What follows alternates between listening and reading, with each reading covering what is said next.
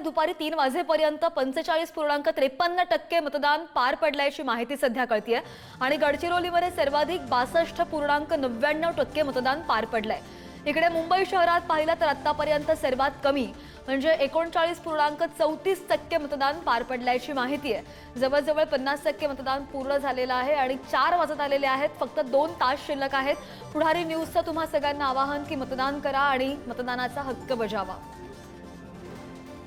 आणि किती मतदान झालेलं आहे राज्यामध्ये आतापर्यंत दुपारी 1 वाजेपर्यंत आपण एक नजर टाकतो ग्राफिक्सच्या माध्यमातून। महाराष्ट्रामध्ये आपण पाहूयात, अहिल्यानगरमध्ये जर पाहिलं 47.85% मतदान झालेलं आहे। महाराष्ट्रामध्ये 45.53% मतदान झालंय। गडचिरोलीमध्ये जर पाहिलं